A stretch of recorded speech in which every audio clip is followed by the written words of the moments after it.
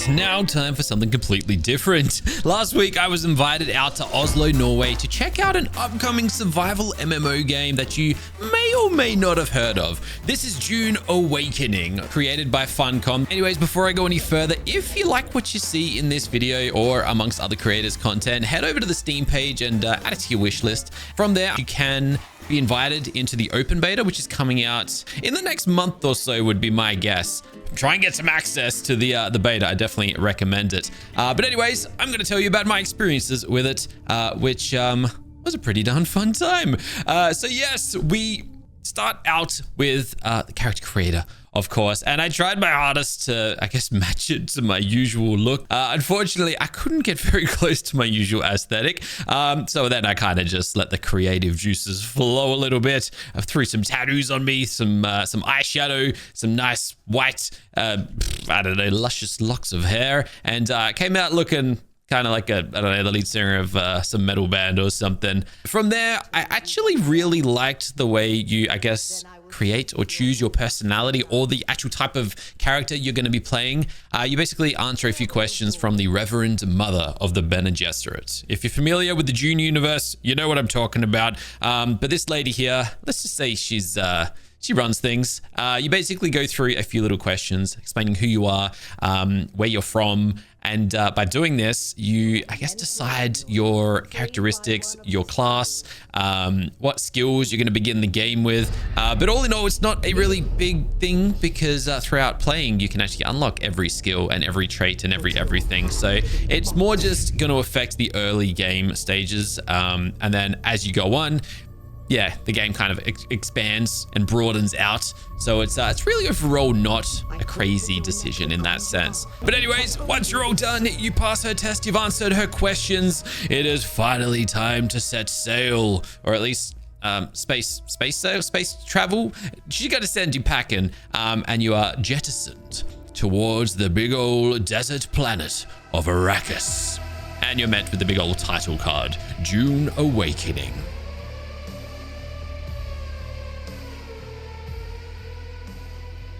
So first things first, it's not a smooth landing. I did not land smoothly. In fact, it was a rather rough one.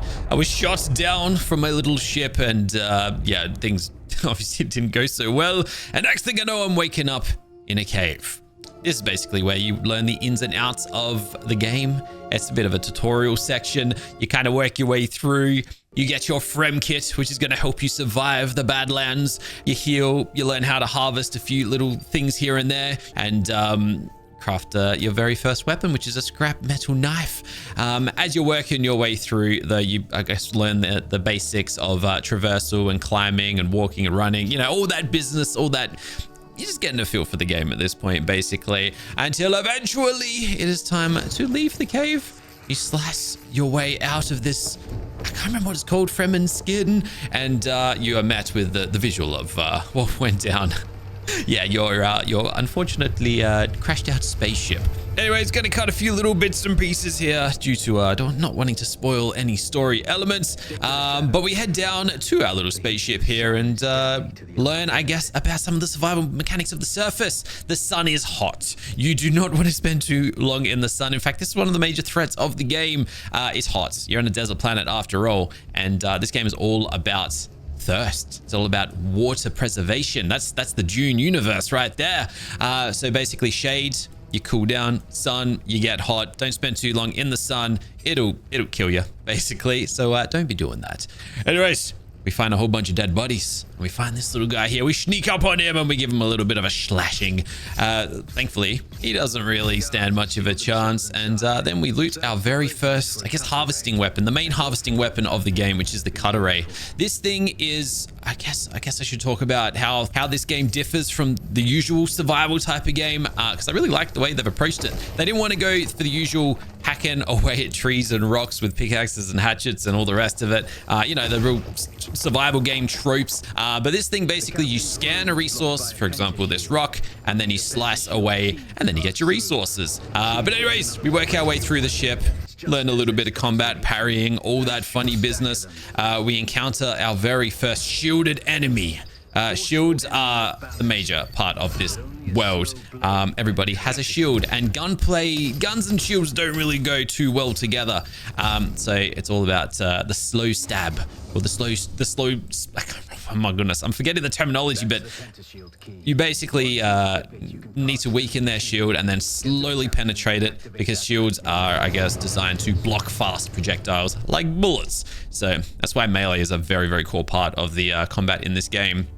Now, we make our way through, we click this little button, and then things get a little bit crazy. I can't go into too much detail once again. I don't spoil anything, you know, but we end up heading out into the Desert Storm on our ornithopter, and we wake up again, crashed out in the dunes. So here we are, we're in the open world, and this is where the world opens up, I suppose. This is the online portion of the game. Anyways, we're in the dunes. And as we all know, the dunes are not a safe place. You got to get out of those dunes as quick as possible, as it was shown to us very, very quickly here, because our ornithopter is gobbled up entirely by a sandworm. Yeah, that thing looked huge, didn't it? Well, that is a baby sandworm. That is a small sandworm.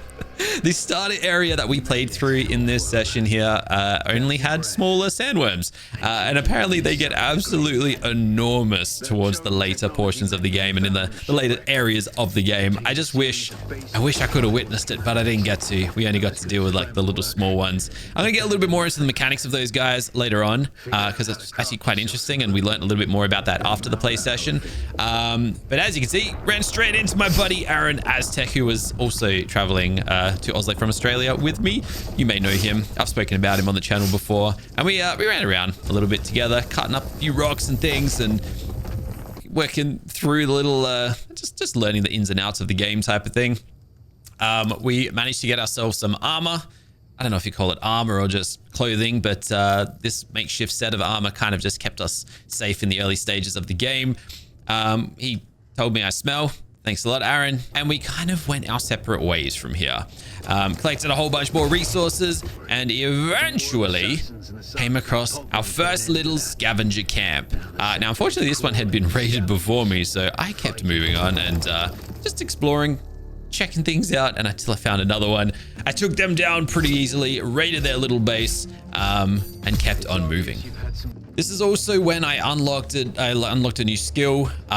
This is basically the progression system of skills right here. There are 4 different classes. There's a sword master. There's more of a ranged version. There's the Bene Gesserit, who I guess command enemies to do certain things. You can literally freeze them in place. It's really cool. Anyways, onto the building. So this is what building looks like in Dune Awakening. I had a little bit of trouble adapting to this, I'll be honest. That's just because it's a little bit different to, I guess, building that I'm used to. I haven't had a terrible time building this first base. Yes, I say first base because I built multiple bases over the course of this session. But we got there eventually. We placed it all down. We built a little bit of a ceiling, and I kind of started getting messed up by some scavengers because I built my base next to some scavengers, which is a really bad idea. Yep, I don't know. You'd think I wasn't experienced in survival games or something, but yeah, I'm not very bright. What can I say? And then we kept exploring, basically, because I didn't want to live in my little scavenger-infested house for too long. Killed some more scavengers, kept exploring, kept moving, and I was onto my second base already. Anyways, that one went a lot better than the first one. We actually managed to get a lot of things going in this one here. A lot of our structures and industrial items, things, including I think it's got like a blood purifier, where basically, I guess, unless you're familiar with the Dune world, you probably don't know this, but it's a desert planet. There's no water. There is no source of hydration. So you need to extract blood from the enemies you kill and then purify it to drink it. And that's one of your major kind of ways of, at least in the early game, of staying hydrated and quenching your thirst. So we got to that, extracted some blood, and started purifying that, which all went really, really well. And yeah, I guess I was getting a little bit antsy. My feet were getting a little bit itchy. I don't know. Felt like leaving base again. And so I did. Ran across the dunes. Could see the sandworms kind of lurking around the place. But thankfully didn't have too many issues. mostly because I just decided to avoid the sand. Anyways, I died. Not to a sandworm, just some more scavengers.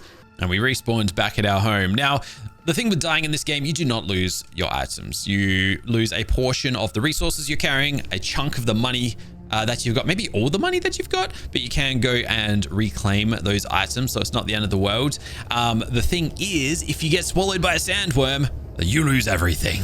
So be very cautious, be very careful. Thankfully, in this early area of the map though, the sandworms are pretty chill. They're not too dangerous. They eat you, and you will see later on in this video that I most certainly did get eaten, but they give you a bit of a warning before they do it. They're not the most deadly, they're not the most aggressive. They're actually kind of nice and friendly. No, they're not friendly. They still absolutely annihilate you. Anyways, back at base number 2, as you can see, our blood had purified into water. So I was able to extract that and then consume it to basically quench my thirst and, you know, live on a very happy life. All right, now I was able to craft my very own fabricator, and this fabricator was basically for crafting the more luscious, better, more extravagant items, such as a steel suit. Now, steel suits in the world of Dune are basically a suit that, I could be wrong here, but forgive me, but basically the premise is they preserve your hydration. You sweat, obviously, and the steel suit will collect that sweat, purify it, and just maintain your hydration that little bit more. So we get to collect our whole set of, or we craft a whole set of the steel suit, and that's just going to help us with our hydration problems, because that is one of the major elements of this world. We then climb up a rock, we launch off a probe, and that basically allows us to locate this entire section of the map. So we can now see where everything is, which is good because I wanted to go find my friends. I wanted to find Aaron, Syntac, Axe, Xavi. I just wanted to basically run into my dudes. But then brought on our next big old threat, which I had to cross the desert. And yeah, as we all know, the desert, the dunes are infested with big old sandworms. And this is the second or third major threat of the surface of Dune, which is, yeah, these big old fellas here. Now, depending on how much noise you're making on the sand dunes, depends on how attractive or how attracted to you they are. Running causes vibrations, of course, and sandworms do not like vibrations. As you can see, this guy here just stuck his head out of the land at me. This is basically him warning me. So if I'm to stay on the desert, he will come and chew me up. Which is why I got my butt out of there the first chance I could get. And thankfully, we were A-okay. And we worked our way through another scavenger, like this massive scavenger base, collected a bunch of loot, so that went really, really well. But here's where I kind of made some big old mistakes. We had to go to this like trading outpost, which is kind of like not so much of a hub. There are separate hubs in this world, social hubs where people can meet up and trade and do all sorts of things. But this is where the quest or the tutorial, I guess, was taking me. Place where you can find mission boards. I think you can actually access the social hubs from this location. But I had to go here and I had to buy a schematic. The problem is the way I got here was I died so I could fast travel to a closer location instead of running across the entire desert. And I lost all my money in doing so. So I wasn't able to buy what I needed because I had no money. So then I had to set out and go and find money by killing scavengers and raiding their little bases and doing things like that. So I went on a bit of a side tour to collect all that money. And by then it was nighttime. Now, nighttime poses its own threats. Obviously, the sun is down, so you're no longer at threat of heat stroke. You're losing your thirst a lot less as well. However, there are the Saudakar, which are one of the great houses of the Dune universe.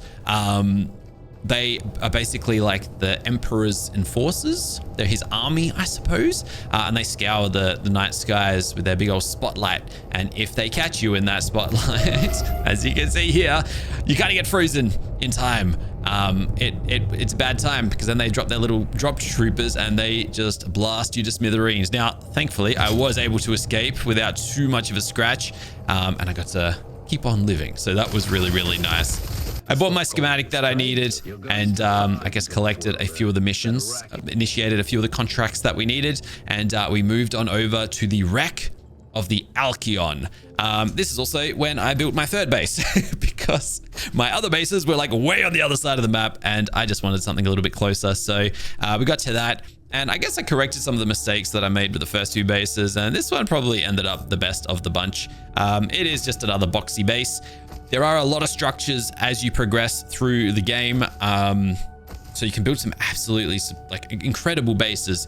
But just in this early game portion where you've only got one kind of build set, this is kind of the limit. In saying that, I didn't really get too experimental with my building either, so it's a bare box. All three of my bases are just tiny little boxes. But yeah, there is room to do some pretty cool stuff in the building side of this game.